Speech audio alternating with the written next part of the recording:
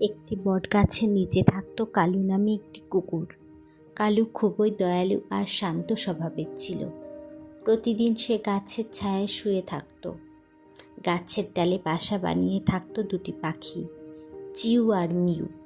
তারা সারাদিন কিচিরমিচির করে গান গাইত।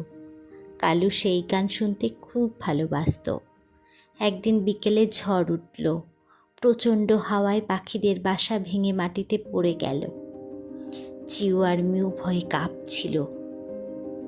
কালু দৌড়ে এসে বলল, ভয় পেও না, আমি আছি। সে সাবধানে ভাঙা বাসাটি মুখে নিয়ে আবার গাছের নিচে রাখল। যতক্ষণ না পাখিরা নতুন বাসা বানালো ততক্ষণ কালু তাদের পাহারা দিল।